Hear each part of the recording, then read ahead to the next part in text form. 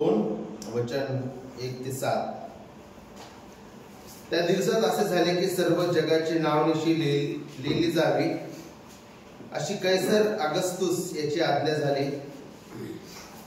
क्विरिनिय हा सूर्याचा सुभेदार असताना ही पहिली नावनिशी झाली. तेव्हा सर्व लोक आपापल्या गावी नावनिशी लिहून द्यावयास गेले. योसेफ हा दाविदाच्या घराण्यातला व कुळातला असल्यामुळे तोही गलिलातील नासरेत गावाहून वर यहुदियातील दाविदाच्या बेथलेम गावी गेला व नावनिशी लिहून देण्यासाठी त्याला वाग्दत्त झालेली मरिया गरोदर असताना तिलाही त्याने बरोबर नेले. ते तेथे असताना असे झाले की तिचे दिवस पूर्ण भरले आणि तिला तिचा प्रथम पुत्र झाला. त्याला तिने बाळंताने गुंडाळून गव्हाणीत ठेवले कारण त्याला उतार शाळेत जागा नव्हती. हे 7 वचन आपण ह्या आजच्या दिवशी बघणार आहोत. आपण प्रार्थना करूया आणि आपल्या प्रभूचं मार्गदर्शन घेऊया. जो अद्भुत पॅराग्राफ आपण ह्या वेळेस वाचलेला आहे त्यामधून देव आपलं मार्गदर्शन करो. थोर देवा, आम्ही ह्या वेळेस पुन्हा एकदा विनंती करतो की तुझ्या वचनातून तू आम्हाला अद्भुत जी घटना तुझ्या पुत्राच्या जन्माबद्दल घडलेली आहे ती शिकव. तुझ्या पुत्राचा जन्म आम्हा पाप्यांकरिता किती महत्वाचा होता प्रिय प्रभू ते समजण्यास सहाय्य कर. जरी आम्ही अगदी बालपणापासून या सर्व गोष्टी ऐकत आलेलो आहोत प्रभू, तरी सुद्धा पुन्हा एकदा नव्याने प्रिय प्रभू ह्या वचनांमधून सत्य, स्वार्थेचे सत्य, अद्भुत सत्य तू आम्हाला शिकव प्रिय प्रभू, जेणेकरून आम्ही हर्षाने पवित्रतेने जीवनभर तुझी सेवा करू. तुला आम्ही धन्यवाद देतो की त्या परमेश्वरा तुझ्या पुत्राद्वारे तू आम्हाला तारलंस, आमच्या अपराधांची क्षमा केलीस, ख्रिस्तामध्ये आम्हाला आशा दिली आणि त्याच प्रकारे प्रिय प्रभू संतांची सहभागिता तू देतोस. प्रिय प्रभू, स्वर्गीय प्रभू, तुझ्या मंडळीमध्ये तू आम्हाला आणतोस. प्रिय प्रभू, तू आम्हाला तुझ्या लोकांमध्ये येऊन तुझं गौरव करण्यास सहाय्य आणि मदत करतोस. तुझ्या शक्तीनेच आम्ही सर्व गोष्टी करू शकतो, म्हणून याचंही श्रेय आम्ही तुला देतो. प्रिय प्रभू, आम्ही आमच्या कोणत्याही गोष्टींची आढ्यता बाळगत नाही प्रिय प्रभू, कारण की सर्व काही तुझकडून आहे. आमच्या जवळ जे आहे प्रिय प्रभू ते तुझं आहे, तुझ्या नामास्तव आहे, तुझ्या गौरवास्तव आहे प्रिय प्रभू, म्हणून आम्ही कोणत्याही गोष्टींची आढ्यता बाळगत नाही प्रिय प्रभू. तर प्रिय प्रभू, आम्ही तुला गौरव देतो कारण की सर्व काही तुझकडून आहे, तुझ्याच द्वारे आहे आणि तुझ्याच प्रित्यर्थ आहे. तुझ्या वचनांनी पुन्हा एकदा आम्हाला मानवाची भ्रष्टता दाखव, आम्हाला तू किती गौरवी आणि महान देव आहे ते दाखव प्रिय प्रभू. स्वर्गीय प्रभू, आमचे नेत्र तुझकडे असू दे आणि तुझ्या वचनाने आम्हाला शुद्ध कर, साफ कर. प्रभू येशूच्या गोड आणि पवित्र नावामध्ये आम्ही प्रार्थना करतो, म्हणून तू ऐक. आमेन. प्रभू येशू ख्रिस्ताच्या जन्माचा वृत्तांत ह्या ठिकाणी आपल्याला प्राप्त होतो. The birth of Lord Jesus Christ. प्रभू येशू ख्रिस्ताच्या जन्माबद्दल आपण आज सकाळच्या वेळेस शिकणार आहोत आणि ह्या 7 वचनांमधून 3 गोष्टी आपण ह्या वेळेस शिकणार आहोत. सगळ्यात पहिली बाब जी आहे ती वचन 1, 2 आणि 3 मधून द सॉव्हर्निटी ऑफ गॉड म्हणजे परमेश्वराचे सार्वभौमत्व. सगळ्यात पहिले आपण शिकणार आहोत द सॉव्हर्निटी ऑफ गॉड म्हणजे परमेश्वराचे सार्वभौमत्व. दुसरा मुद्दा आपण शिकणार आहोत सेव्हियर्स बर्थ म्हणजे तारणाऱ्याचा जन्म. अँड थर्डली आणि तिसरा मुद्दा जो आहे आपण शिकणार आहोत द सफरिंग सर्वंट म्हणजे दुःख सहन करणारा यहोवाचा सेवक. ह्या 7 वचनातून ह्या 3 मुद्दे आपण शिकणार आहोत आणि आपण टप्प्याटप्प्याने हळूवारपणे ह्या वचनांमधून शिकण्याचा प्रयत्न करू.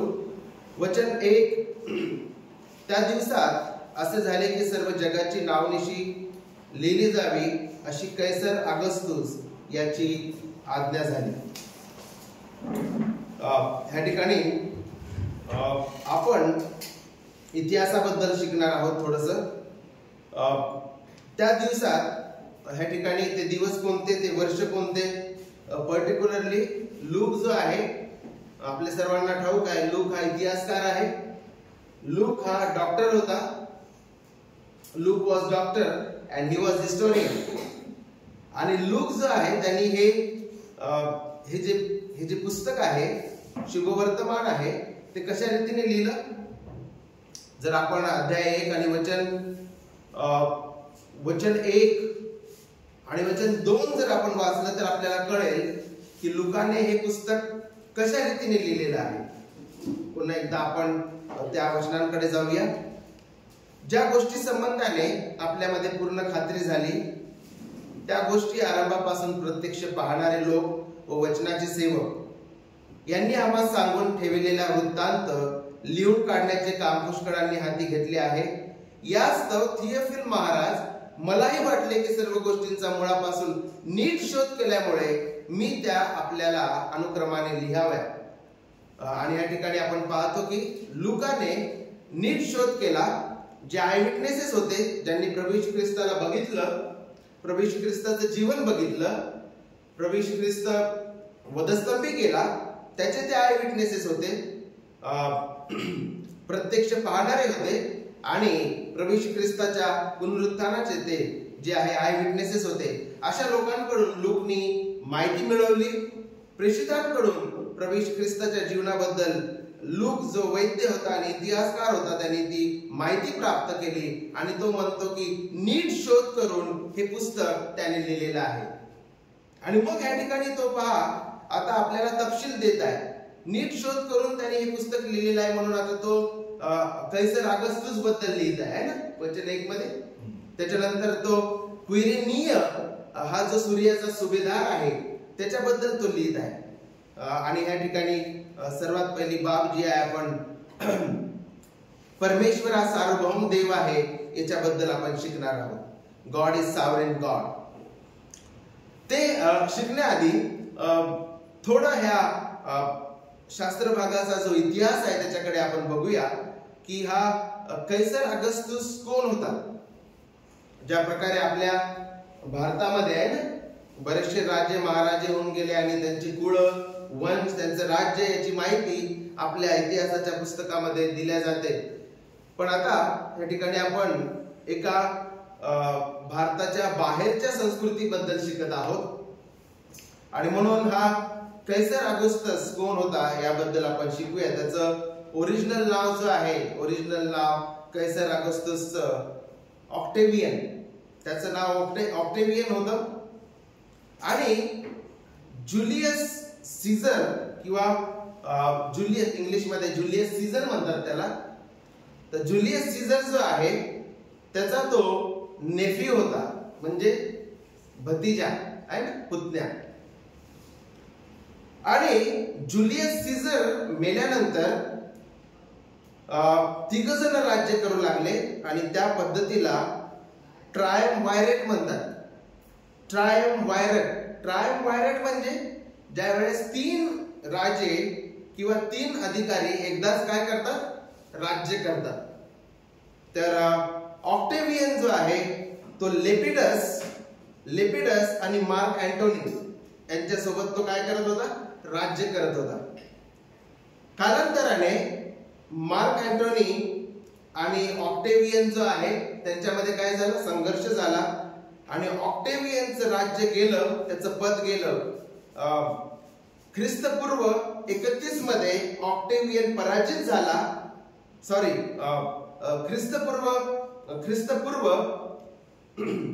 31 मध्ये मार्क अँटोनी पराजित झाला.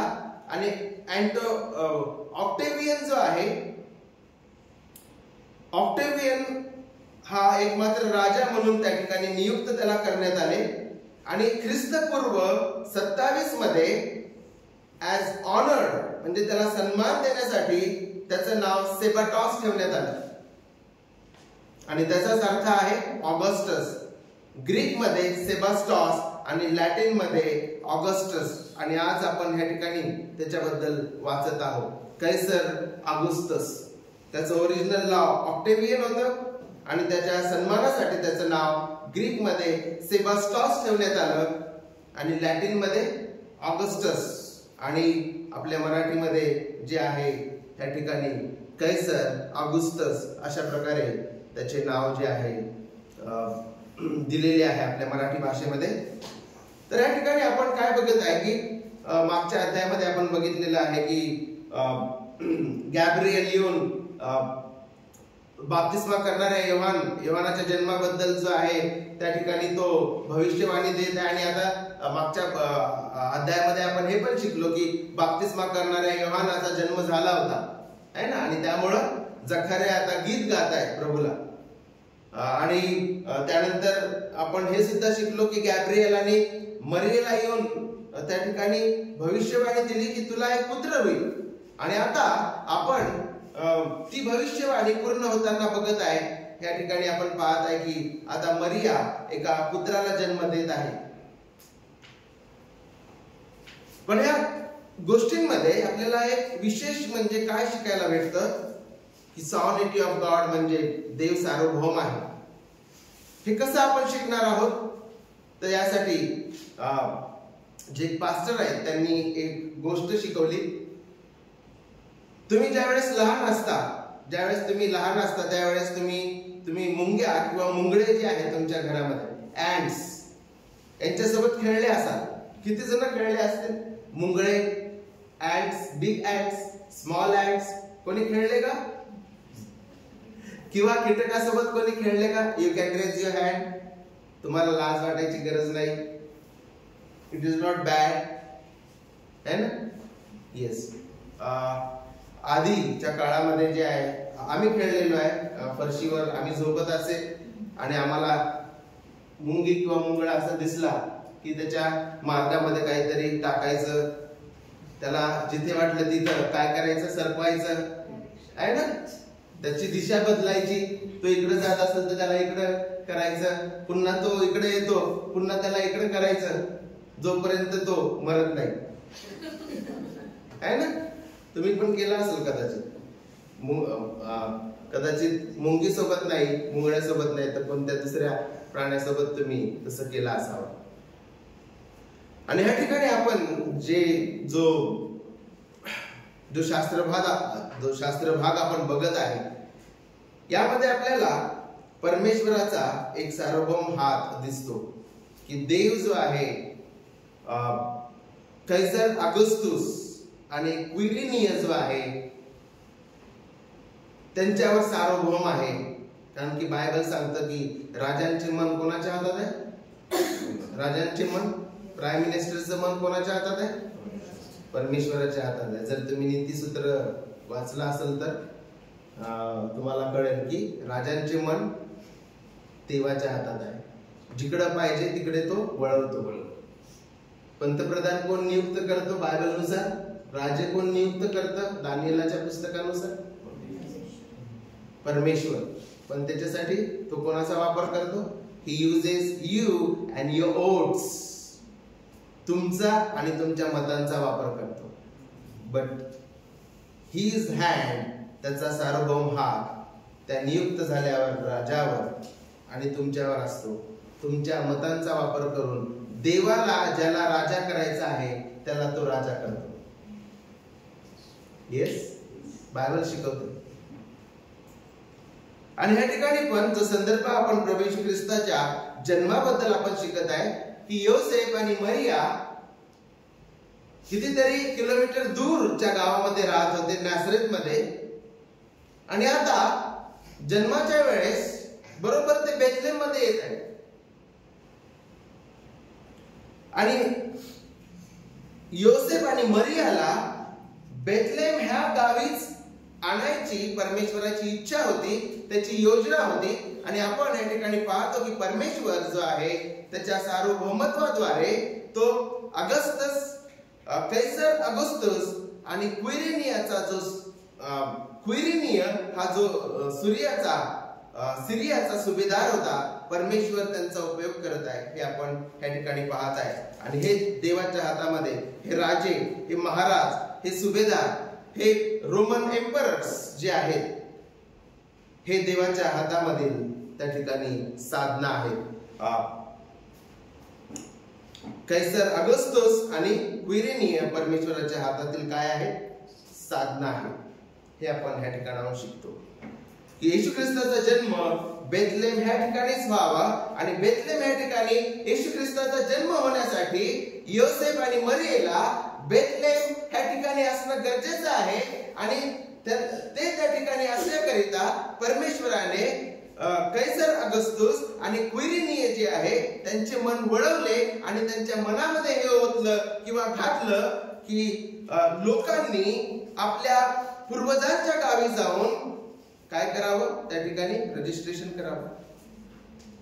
वचन 3 मध्ये आपण पाहतो की तेव्हा सर्व लोक आपापल्या गावी नावनिशी लिहून द्यावयास गेले.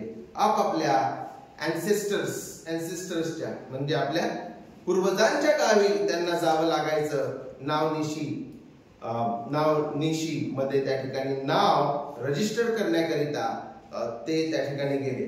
आणि आपण ह्या ठिकाणी पाहतो की जरी प्रभू येशू ख्रिस्ताच्या जन्माचा वृत्तांत आहे प्रियांनो, तरी सुद्धा आपण ह्या ठिकाणाहून शिकतो even your birth was designed by God.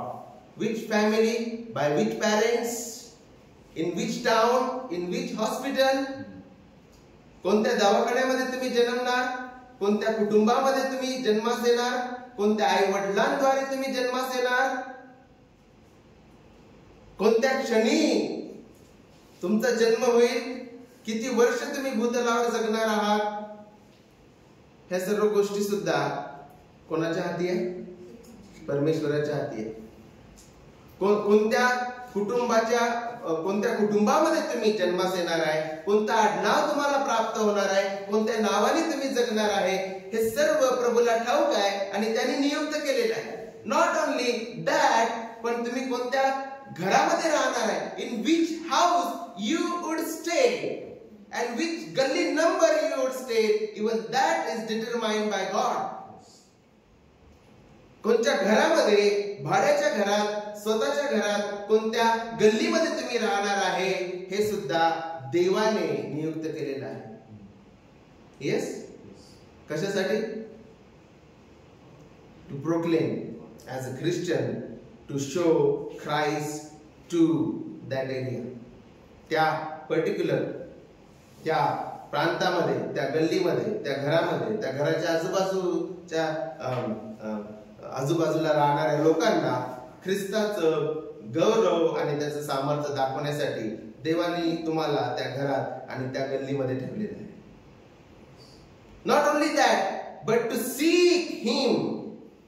फक्त तुम्हाला त्या ठिकाणी देव कोण आहे, जिवंत देव, आणि प्रभू येशू ख्रिस्त कोण आहे, फक्त तेच सांगायला तिथे ठेवलं नाही, तर तुम्ही स्वतः देवाचा शोध करावा म्हणून तुम्हाला एका विशिष्ट जागेमध्ये ठेवलेलं आहे. जर तुम्ही प्रेषितांची कृत्य अध्याय 17 उघडला तर तुम्हाला कळेल की तुम्हाला का बरं त्या पर्टिक्युलर रिजन मध्ये, त्या भौगोलिक स्थानामध्ये, त्या शहरामध्ये, त्या घरामध्ये, त्या गल्लीमध्ये, त्या राष्ट्रामध्ये ठेवलेलं आहे. हे आपल्याला प्रेषितांची कृत्य अध्याय 17 शिकवतो. Can you please open acts chapter 17, प्रेषितांची कृत्य अध्याय 17. आणि त्या ठिकाणी पॉल जो आहे भाषण देत असताना तो आपल्याला हे सत्य शिकवतो की आपल्याला का बरं पर्टिक्युलर एरियामध्ये, पर्टिक्युलर गल्लीमध्ये, पर्टिक्युलर आहे ना अपार्टमेंट मध्ये ठेवलेलं आहे. आपण येस, वचन 26-27 कोणी वाचल का कृपया करून? आणि त्याने एकापासून माणसांची सर्व राष्ट्रे निर्माण करून त्यांनी पृथ्वीच्या संपूर्ण पाठीवर राहावे असे केले आहे आणि त्यांचे नेमलेले समय व त्यांच्या वस्तीच्या सीमा त्यांनी ठरवल्या आहेत. ओके, इथे आपण थांबू. त्याने एका माणसाद्वारे राष्ट्र निर्माण केले है ना, आदामाद्वारे एकापासून माणसांचे सर्व राष्ट्र निर्माण करून त्यांनी पृथ्वीच्या सबंध पाठीवर राहावे असे केलेले आहे ना. आपण भारतामध्ये आहे. It is not accident. हे काय अपघात नाही. अप्पर मध्ये बिबेवाडी, कात्रज, हडपसर, गोकुळनगर, वानवाडी, हे आपण अपघात रूपाने नाही. इथे काय सांगितलेलं आहे स्पष्ट रीतीने? सर्व राष्ट्र निर्माण करून त्यांनी पृथ्वीच्या सबंध पाठीवर राहावे असे केले आहे आणि त्याचे नेमलेले समय व त्याच्या वस्तींच्या सीमा त्याने ठरविल्या आहेत. वचन 27 सांगतं, का बरं त्याने आपल्याला एका विशिष्ट जागेमध्ये ठेवलेलं आहे? अशासाठी की त्यांनी देवाचा शोध करावा, म्हणजे चाचपडत त्याला कसे तरी प्राप्त करून घ्यावे. तो आपल्यापैकी कोणापासून दूर नाही, कारण आपण त्याच्या ठाई जगतो, वागतो आणि आहोत. ह्या ठिकाणी शिकवलेलं आहे. Why God has placed us in a particular area so that we might seek Him. का बरं? इथे स्पष्ट रीतीने सांगितलेलं आहे की आपण देवाचा शोध करावा. ह्या भूतलावर, त्या पर्टिक्युलर कुटुंबामध्ये, त्या पर्टिक्युलर घरामध्ये, त्या पर्टिक्युलर एरियामध्ये राहून देवाचा शोध करावा आणि आपण देवाची साक्षी इतरांना सांगावी. यासाठी देवाने आपल्याला उद्योग, धंदे, आई वडील, कुटुंब, घराणे, एरिया हे दिलेले आहे की आपण देवाचा शोध करावा आणि ह्या देवाचं गौरव आणि सामर्थ्य इतरांना सांगावं. त्या ठिकाणी आपण पाहतो प्रियांनो की प्रभू येशू ख्रिस्ताचा जन्म झाला. त्यामध्ये सुद्धा आपल्याला सॉनिटी ऑफ गॉड म्हणजे परमेश्वर हा सार्वभौम आहे हे आपल्याला दिसत आहे. हा पहिला मुद्दा जो आहे आपण ह्या ठिकाणाहून शिकलेलो आहे की क्विरिनिय आणि कैसर ऑगस्टस जे आहे हे काय आहे? देवाच्या हातामधील साधना आहे. हे सुद्धा अत्यंत महत्वाचं सत्य आपण शिकलेलो आहे. सर्व अधिकारी जे आहेत ते देवाच्या हातातील साधना आहेत आणि परमेश्वर जो आहे त्यांचे मन वळवतो. तो न्यायी अत्यंत सुज्ञ आणि शक्तिशाली प्रभू आहे. त्यांनी नेमलेल्या गोष्टी तो पूर्णत्वास नेतो. हे आपण या ठिकाणी शिकत आहे प्रियांनो.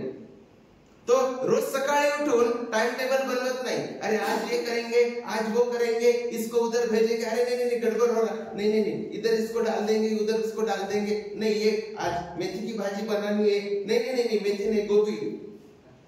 He is not such kind of confuse God.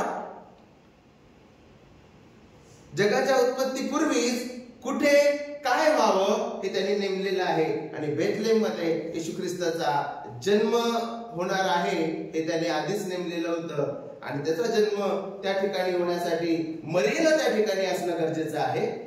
आणि मरिया आणि जोसेफ त्या ठिकाणी येण्यासाठी आपण पाहता की परमेश्वराने कोणाचे मन वळवले? कैसर ऑगस्टस आणि क्विरिनिय जो सुभेदार आहे त्याचे मन या ठिकाणी वळवलेलं आहे. आपण या ठिकाणी शिकतोय. पुढचा जो मुद्दा आहे प्रियांनो तो आहे द सेव्हियर्स बर्थ. वचन 3 पासून पुढे, तेव्हा सर्व लोक आपापल्या गावी नावनिशी लिहून द्यावयास गेले. योसेफ हा दाविदाच्या घराण्यातला व कुळातला असल्यामुळे तोही गालिलातील नासरेत गावाहून वर यहूद्यातील दाविदाच्या बेथलेम गावी गेला. तर ह्या ठिकाणी आपण पार्श्वभूमी बघितलेली आहे की देव कशा रीतीने त्याचे संकल्प, त्याच्या योजना, त्याचे सार्वभौम, त्याचे हेतू कशा रीतीने पूर्ण करत आहे. एकीकडे राजाचं मन त्यांनी वळवलं. ह्या दोन्ही राजांना, हे दोन्ही राजा देवाच्या हातामधील साधना आहेत आणि आता आपल्याला त्या ठिकाणी शिकवले जात आहे वचन 4 मध्ये की योसेफ हा दाविदाच्या घराण्यातला व कुळातला असल्यामुळे तोही गालिलातील नासरेत गावाहून वर यहूदियातील दाविदाच्या बेथलेम गावी गेला. आपल्या सर्वांना ठाऊक आहे मत्ती अध्याय 1 मध्ये आपल्याला त्या ठिकाणी शिकवलेलं आहे की कुमारी मरिया जी आहे ती गर्भवती होण्याआधीच त्या ठिकाणी योसेफ नावाच्या ह्या माणसासोबत, ह्या तरुणासोबत तिचं एंगेजमेंट झालेलं होतं. शी वॉज एंगेज विथ जोसेफ. वाग्दत्त झालेली होती, ज्याला आपल्या समाजामध्ये वेगवेगळ्या प्रकारचे नाव आहेत. मागणी हा शब्द आपण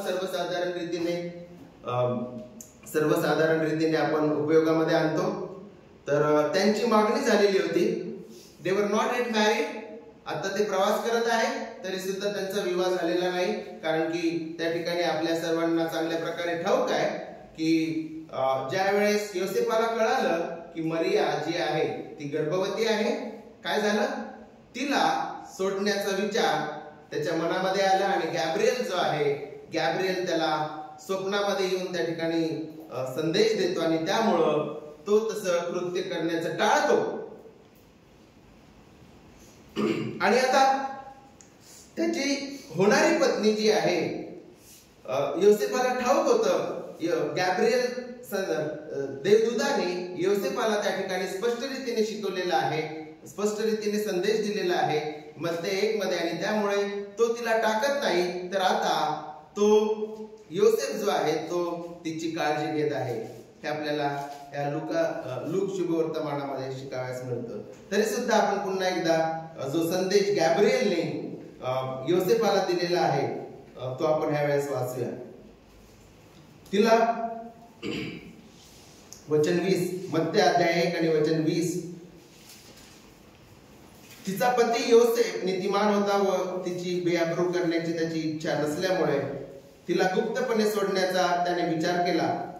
असे विचार त्याच्या मनात घोळत असताना पहा, प्रभूच्या दूताने त्याला स्वप्नात दर्शन देऊन म्हटले, योसेफा, दाविदाच्या पुत्रा, तू मरियेचा आपली पत्नी म्हणून स्वीकार करण्यास अनमान करू नकोस, कारण तिच्या पोटी जो गर्भ आहे तो पवित्र आत्म्यापासून आहे. आणि या ठिकाणाहून आता आपल्याला कळतं की गॅब्रिएलने तिच्या पोटामध्ये जो गर्भ आहे तो कोण आहे याबद्दल त्या ठिकाणी स्पष्ट संदेश दिलेला आहे. तिला पुत्र होईल आणि त्याचे नाव तू येशू ठेव, कारण तोच आपल्या प्रजेला त्याच्या पापापासून तारेल. गॅब्रिएलने योसेफाला स्पष्ट रीतीने सांगितलं की मरियेच्या पोटामधील गर्भ जो आहे तो पवित्र आत्म्यापासून आहे आणि तिला पुत्र होईल आणि त्याचे नाव तू येशू ठेव आणि तो आपल्या प्रजेला पापापासून तारेल. हा संदेश योसेफाला प्राप्त झाला गॅब्रिएलद्वारे आणि आता आपण पाहतो की तो आपल्या पूर्वजांच्या गावी एकटाच जात नाही तर मरियेसोबत जात आहे. दे वर नॉट येट मॅरिड, आतापर्यंत त्यांचा विवाह झालेला नव्हता. पण गॅब्रिएलद्वारे जो संदेश त्याला प्राप्त झालेला आहे की मरिया जी आहे ती पवित्र आत्म्याद्वारे गर्भवती आहे आणि जो जन्मास येणार आहे तो तारणारा जन्मास येणार आहे, मसीहा जन्मास येणार आहे. हा संदेश प्राप्त झाल्यामुळं आता तो विशेष तिची काळजी घेत आहे आणि ते वाग्दत्त होते आणि त्यामुळं त्यांना असं वाटलं असावं की हिची प्रसूती जी आहे योसेफाच्या प्रेझेन्सी मध्येच व्हावी, योसेफ असतानाच हिची प्रसूती व्हावी, म्हणून ते दोघं सोबत त्यांच्या पूर्वजांच्या गावी बेथलेहेम ह्या ठिकाणी गेले. हे आपण ह्या ठिकाणाहून शिकतो. वचन 4, योसेफ हा दाविदाच्या घराण्यातला, आणि आपण या ठिकाणी पाहतो की योसेफ हा दाविदाच्या घराण्यातला होता. केवळ योसेफच दाविदाच्या घराण्यातला नव्हता तर मरिया सुद्धा दाविदाच्या घराण्यातली होती आहे ना. दोन्हीकडून जे आहे आपण पाहतो की दावीद कुळातून हे आलेले आहेत. योसेफ आणि मरिया दोघंही दावीद कुळातून आलेले आहे. का बरं दावीद कुळातून किंवा दाविदाच्या घराण्यातून हा उल्लेख ह्या ठिकाणी का बरं केलेला आहे? वाय? कारण की मसीहा हा दावीद कुळातून येणार आहे हे अगोदरच बायबल मध्ये सांगितलं होतं. मसीहा हा त्यांचा पूर्वज दावीद याच्याबद्दल माहिती दिलेली होती की दावीद कुळातून तो येणार आहे, यहूदा कुळातून तो येणार आहे. म्हणून ह्या ठिकाणी विशेष त्या ठिकाणी भर देण्यात आलेला आहे की योसेफ हा दाविदाच्या घराण्यातला आहे. आणि दोन्हीकडून आपण पाहतो येशू ख्रिस्त जो आहे त्याच्या फॉस्टर फादर म्हणजे स्टेप फादर आपण त्याला म्हणू शकतो. त्याचा कानूनी पिता योसेफ हा त्याचा बायोलॉजिकल म्हणजे शारीरिक पिता नव्हता, तो त्याचा कानूनी पिता होता. कारण की नंतर येशू ख्रिस्ताच्या जन्मानंतर त्याने मरियेसोबत विवाह केला आणि त्या अनुषंगानं योसेफ हा येशू ख्रिस्ताचा कानूनी पिता आहे, फॉस्टर पिता आहे. तो बायोलॉजिकल म्हणजे तो शारीरिक पिता नाहीये, हे आपण या ठिकाणाहून शिकतो. तर हा कानूनी पिता जो आहे, फॉस्टर फादर, ज्याने येशू ख्रिस्ताचं पालन पोषण केलं, हा सुद्धा दावीद कुळातून होता, यहूदा कुळातून होता आणि मरिया सुद्धा दावीद कुळातून आणि त्या ठिकाणी यहूदा कुळातून होती, हे आपण ह्या शुभवर्तमानांमधून शिकतो. आणि या ठिकाणी वचन 4 मध्ये सांगितलेलं आहे की व तोही गालिलातील नासरेत गावाहून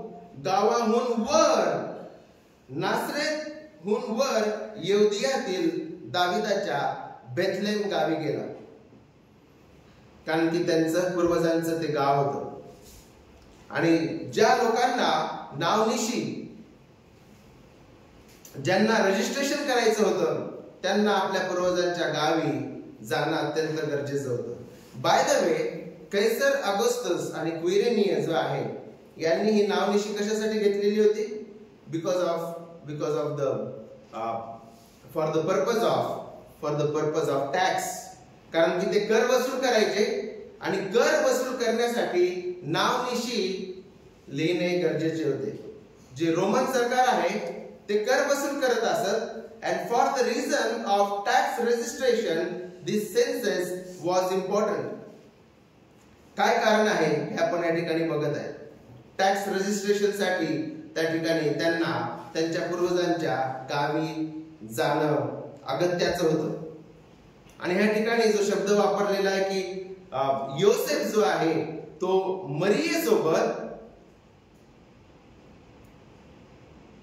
नासरेत गावाहून वर यहूदियातील दाविदाच्या बेथलेम गावी गेलेला आहे. या ठिकाणी वर हा शब्द वापरलेला आहे आणि इंग्लिश मध्ये अप हा शब्द वापरलेला आहे. तर ते किती वर गेले? नासरेत वरून बेथलेमला. Bethlehem is situated on the mountain.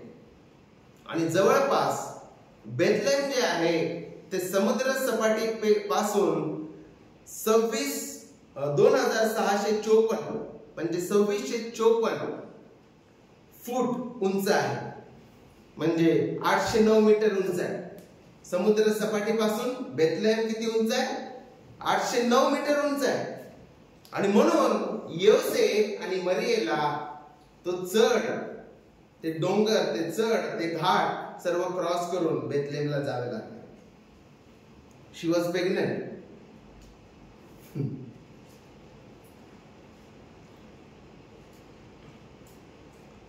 आणि या ठिकाणी आपण पाहतो वचन 5 मध्ये व नावनिशी लिहून देण्यासाठी त्यांना वाग्दत्त झालेली मरिया गरोदर असताना तिलाही त्याने बरोबर नेले. 4 आणि 5 मध्ये आपल्याला ह्या सर्व गोष्टी शिकाव्यास मिळतात. आणि वचन 6 मध्ये ते तेथे असताना, बाय द वे, पुढे आपण जाण्याआधी का बरं बेथलेम ह्या ठिकाणी चालू? एक कारण आपल्याला बायबल मध्ये स्पष्ट रीतीने शिकाव्यास भेटलेलं आहे की नावनिशी लिहून देण्याकरिता ते त्या ठिकाणी आलेले आहे. आणि नावनिशी कशासाठी होती? टॅक्स रजिस्ट्रेशन साठी होती. पण बेथलेम ह्या ठिकाणीच मसीहाचा जन्म व्हावा, तारणाऱ्याचा जन्म व्हावा, हे का बरं गरजेचं आहे? कारण की याबद्दल भविष्यवाणी होती. मिका अध्याय 5 आणि 2 मध्ये सांगितलं होतं की प्रभू येशू ख्रिस्ताचा जन्म हा बेथलेम ह्या ठिकाणी होणार आहे. आणि त्यामुळं योसेफ आणि मरियेला तिथं असणं अगत्याचं होतं, ती भविष्यवाणी पूर्ण होण्यासाठी. काय आपण ते वचन वाचू शकतो का? मिका अध्याय 5 आणि वचन 2. जुन्या करारामध्ये हे सुद्धा सांगितलं होतं की प्रभू येशू ख्रिस्ताचा जन्म कोणत्या गावामध्ये होणार आहे याच्याबद्दल सुद्धा भविष्यवाणी देण्यात आलेली होती. मिका अध्याय 5 आणि वचन 2 आपण वाचूया. तुझी गणना अल्प आहे तरी तुझ्यामधून एक जण निघेल, तो माझ्यासाठी इस्रायलाचा शास्ता होईल. त्याचा उद्भव प्राचीन काळापासून अनादी काळापासून आहे. थँक्यू. ह्या ठिकाणी स्पष्ट रीतीने जुन्या करारातील मिका ह्या पुस्तकामध्ये अध्याय 5 आणि 2 मध्ये शिकवलेलं होतं की मसीहा जो आहे तो बेथलेम ह्या गावामधून येणार आहे. आणि म्हणून या ठिकाणी काय म्हटलेलं आहे त्याला? तरी तुझ मधून, तू जरी इनसिग्निफिकंट गाव आहेस, हे बेथलेम एफ्रामा, यहूदाच्या हजारोमध्ये तुझी गणना अल्प आहे. Your small town. बेथलेम हे अत्यंत लहान खेडं होतं.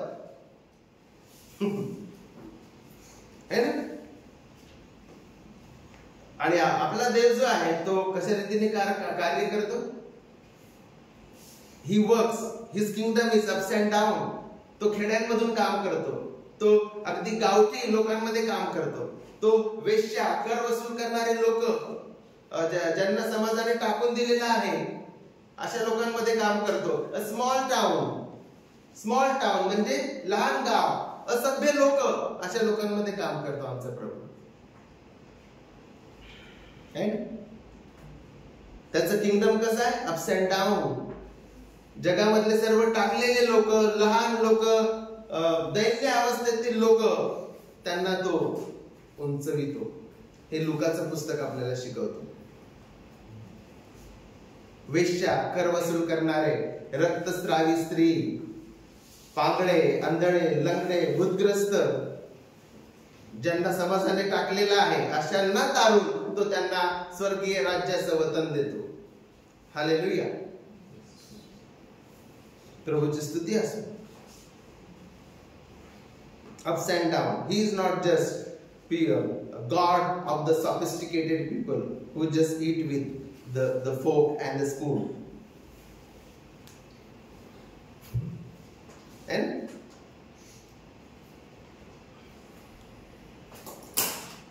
तो सर्वांचा देव आहे, श्रीमंतांचा, गरिबांचा. आणि या ठिकाणी आपण पाहत आहे की अल्प, तुझी गणना अल्प आहे. Small village and small town God chose to bring his son in this world. अत्यंत जे आहे आपण म्हणू शकतो की लहान आणि इनसिग्निफिकंट, अत्यंत कमी महत्व असलेल्या गावाची निवड जी आहे परमेश्वराने केलेली आहे मसीहाला ह्या जगामध्ये आणण्यासाठी. तरी तुझमधून एक जण निघेल, तो मससाठी इस्रायलाचा शास्ता होईल. त्याचा उद्भव प्राचीन काळापासून, अनादी काळापासून आहे. He is everlasting. काय सांगितलेलं आहे? की तो सार्वकालिक आहे. येशू हा सार्वकालिक आहे. ख्रिस्त हा सार्वकालिक आहे. जगाच्या उत्पत्तीपूर्वीचा तो आहे. इथे शिकवलेला आहे मिका 5 आणि 2 मध्ये. तरी तो म्हणत आहे, ह्या ठिकाणी देव म्हणत आहे की बेथलेहेम प्रेमामधून तो येईल आणि तो मस्तसाठी इस्रायलाचा शास्ता म्हणजे तारणारा होईल. ही भविष्यवाणी मिका 5:2 मध्ये ऑलरेडी त्या ठिकाणी दिलेली होती. आणि त्यामुळं आता आपण पाहत आहे की ती भविष्यवाणी पूर्ण करण्यासाठी देव जो आहे त्या राजांचा उपयोग करत आहे. त्यांचे मन त्याने वळवले आणि नावनिशी लिहून देण्याचा आदेश जो आहे तो कैसर अगस्टस यांनी दिलेला आहे. आणि त्यामुळं मरिया आणि योसेफ यांना बेथलेहेम त्या ठिकाणी असणं अगत्याचं होतं. आणि वचन 6 सांगतं की ते असताना असे झाले की तिचे दिवस पूर्ण झाले. द सॉनिटी ऑफ गॉड या ठिकाणी आपल्याला पाहायला भेटतं की ती भविष्यवाणी जी आहे पूर्ण करण्यासाठी, मिका 5:2 पूर्ण करण्यासाठी त्या ठिकाणी देवाने त्यांना उपस्थित ठेवलं आणि त्या क्षणी तिचे दिवस पूर्ण झाले. The time of her delivery. वचन 6. And all the women. This is applicable to all the women.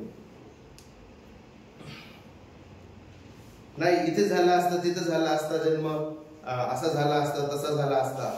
God knows what he is doing. परमेश्वराला ठाऊक आहे त्याला काय करायचं आहे. About our marriage, about our families and about giving of the birth even. He is in control of pregnancy and even he is in control of delivering. He is in control of the women who are delivering the babies. ज्या स्त्रिया जन्म देतात त्या कोणत्या क्षणी जन्म देतील, कोणत्या प्रसंगामधून घेऊन जायचं, he knows all that. And this is the comfort for the women. ज्या सर्व स्त्री आहेत त्यांच्यासाठी सांत्वन आहे. आणि सर्व जे कुटुंब आहे, माता पिता, त्यांच्यासाठी हे सांत्वन आहे की कधी लेकरं द्यायचे, कशा रीतीने त्यांचा जन्म होईल, कुठे जन्म होईल, हे सुद्धा देव निश्चित करतो. याच्यामधून आपण शिकतो. ते इथे असताना असे झाले की तिचे दिवस पूर्ण झाले आणि तिला तिचा प्रथम पुत्र झाला, प्रभू येशू ख्रिस्त, ज्याच्याबद्दल आपण मागच्या अध्यायामध्ये आणि जुन्या करारामध्ये शिकतो की ज्याच्याबद्दल भविष्यवाणी झालेली होती की स्त्रीची संतती येईल आणि सैतानाचे डोके कुचलेल, हा तारणाचं शिंग उदय प्रकाश याचा जन्म झालेला आहे. ख्रिसमस मध्ये आपण काय साजरं करतो? What do we celebrate in Christmas?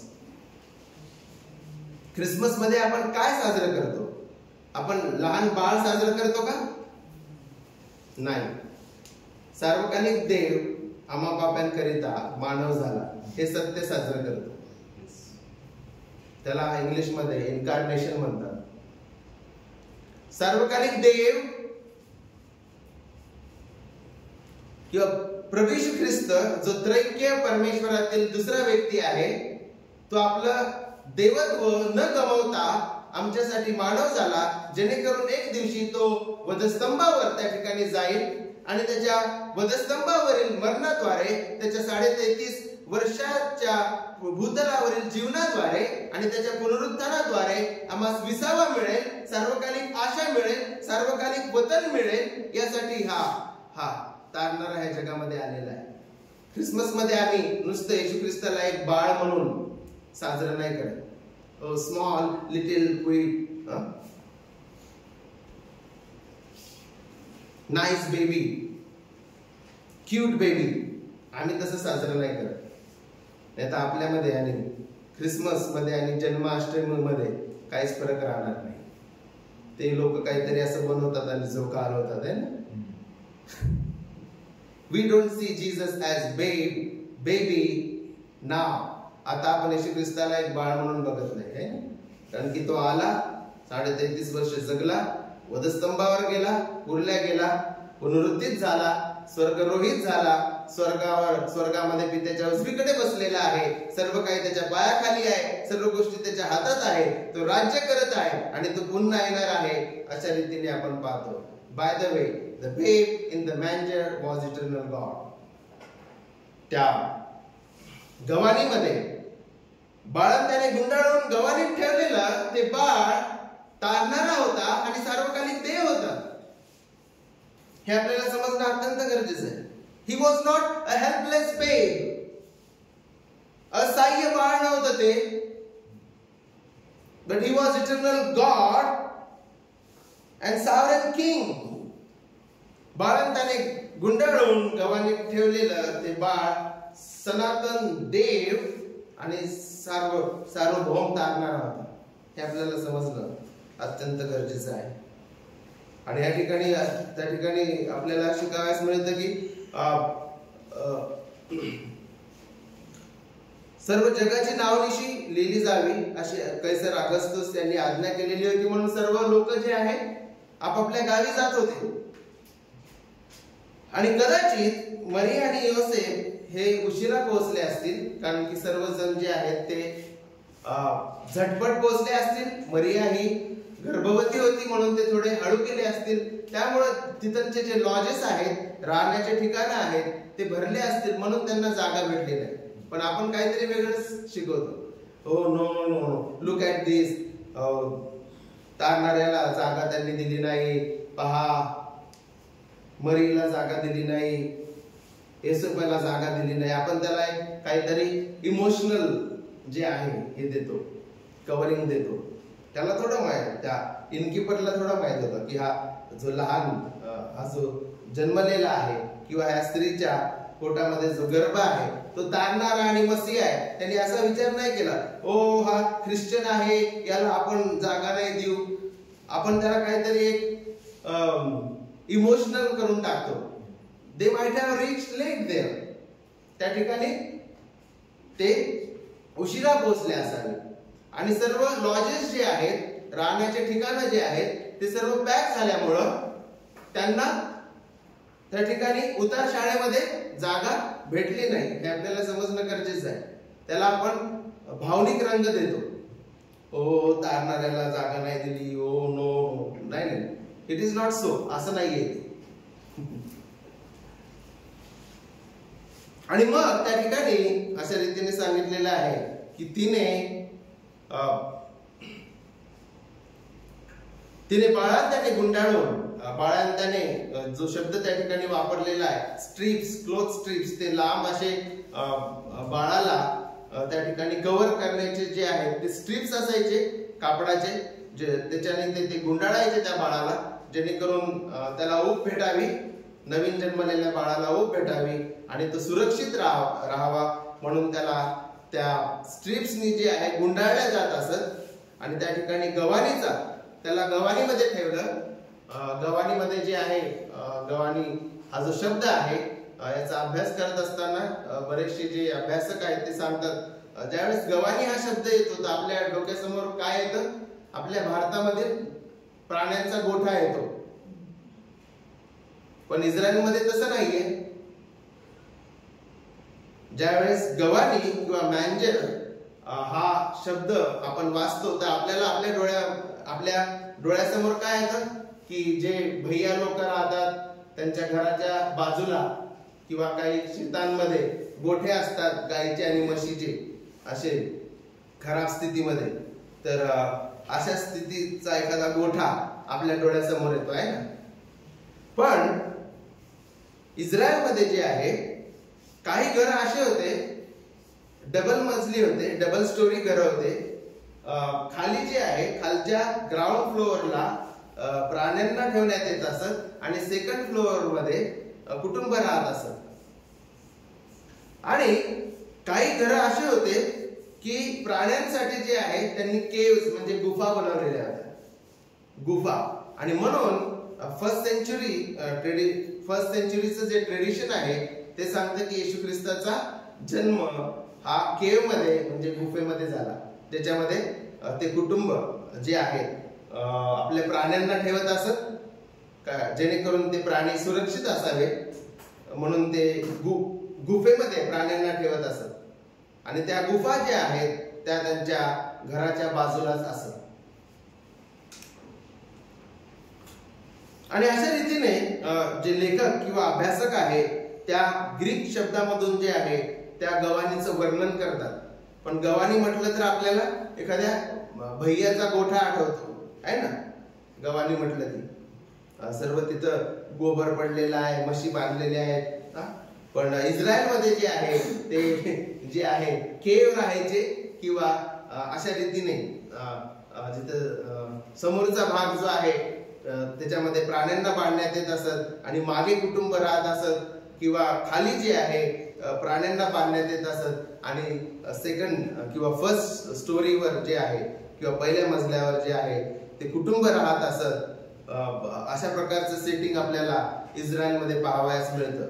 तर आपला जो तिसरा मुद्दा आहे द सफरिंग सर्वंट, आणि प्रभू येशू ख्रिस्त जो वधस्तंभावर जाणार होता त्याचा मार्ग खडतर होता.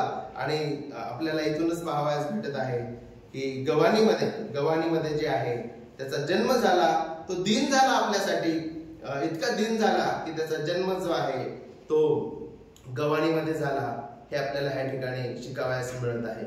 आणि ह्या ठिकाणाहून पुन्हा एकदा आपण फिलिप्पीकरास अध्याय 2 आणि वचन 6 आणि 7 आपण ह्या ठिकाणी वाचूया की तो दिन झाला, तो सेवक झाला. हे त्या ठिकाणी स्पष्ट रीतीने शिकवलेलं आहे. आणि वचन जो तिसरा मुद्दा आहे आपला सफरिंग सर्वंट, त्याची जी जर्नी आहे ती इथून सुरू झालेली आहे. त्याची जी यात्रा आहे क्रूसाची ती ह्या गव्हाणीपासून सुरू झालेली आहे. आणि म्हणून आपण गव्हाणीच्या माग क्रूस लपवत नाही. गव्हाणी जो आहे ती क्रूसाकडे जाण्याचा मार्ग होता. गव्हाणी जी आहे, गव्हाणीपासून ह्या तारणाऱ्याची त्या दुःखाची यात्रा सुरू झालेली आहे. हे आपण ह्या ठिकाणाहून शिकतो. तिसरा मुद्दा, त्या तिसऱ्या मुद्द्यामध्ये आपण हे शिकत आहे द सफरिंग सर्वंट किंवा the suffering servant journey begin. जो दुःख सहन करणारा यहोवाचा जो सेवक आहे त्याची यात्रा ह्या गव्हाणीपासून सुरू झालेली आहे. फिलिप्पीकरास अध्याय 2 आणि वचन 6 आणि 7. तो देवाच्या स्वरूपाचा असूनही देवाच्या बरोबरीचे असलेला हा लाभ आहे असं त्याने मानले नाही, तर त्याने स्वतःला रिक्त केले, म्हणजे मनुष्याच्या प्रतिरूपाचे होऊन दासाचे स्वरूप धारण केले. आणि मनुष्य प्रकृतीचे असे प्रगट होऊन त्याने मरण, आणि तेही वधस्तंभावरचे मरण सोसले, इथपर्यंत आज्ञापालन करून त्याने स्वतःला लीन केले. या ठिकाणाहून आपण पाहतो की प्रभू येशू ख्रिस्ताचं येणं हे लीन होणं होतं. ह्या वचनानुसार त्यांनी लीन केले स्वतःला, आणि त्याचा जन्म पण एक दीन आणि लीन आहे. गव्हाणी बाळंत्याने गुंडाळून त्याला गव्हाणीमध्ये ठेवलेला आहे हे आपण पाहतो. दुःख सहन करणारा सेवक जो आता काही दिवसांमध्ये वधस्तंभावर आपल्यासाठी मरणार होता, गव्हाणी जी आहे त्या यात्रेची सुरुवात आहे हे आपण पाहत आहे ठिकाणी. आणि गव्हाणी जी आहे आपल्याला शिकवत आहे की आपला तारणारा जो वैभवशाली, जो मॅजेस्टिक किंग आहे, वैभवी राजा जो आहे, तो आपल्या पाप्यांकरिता तो दीन झाला, हीन झाला हे आपण ह्या ठिकाणी शिकतो. जेणेकरून आपल्या पाप्यांवर देवाची दया व्हावी, कृपा व्हावी, आपल्याला तारण प्राप्त व्हावं म्हणून तो दीन झालेला आहे हे आपण ह्या ठिकाणाहून शिकतो.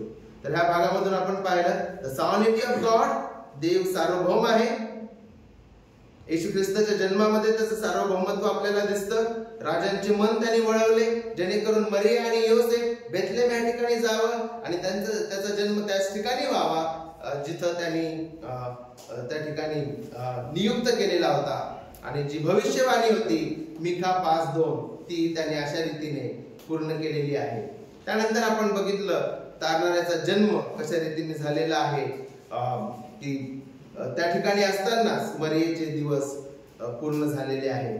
आणि 7व्या वचनामधून आपण शिकलेलो आहे सफरिंग सर्वंट्स जर्नी, जो दुःख सहन करणारा यहोवाचा सेवक आहे, जो वधस्तंभाकडे त्याची यात्रा सुरू झालेली आहे, त्याची सुरुवात त्या गव्हाणीपासून सुरू झालेली आहे.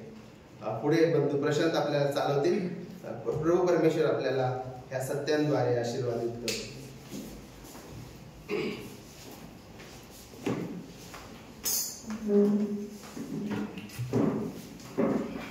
थँक्यू ब्रदर मंगेश, सुंदरशा बोधाकरता.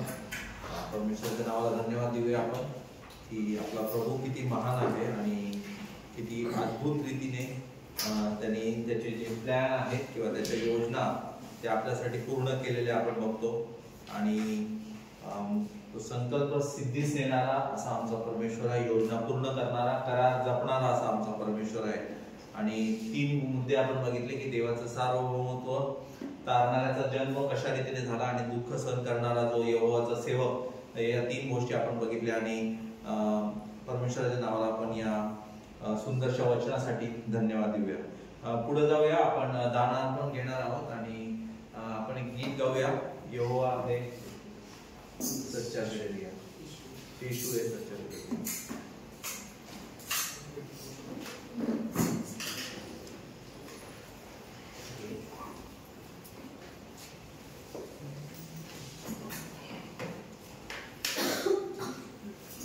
येशू है सच्चा घड़िया,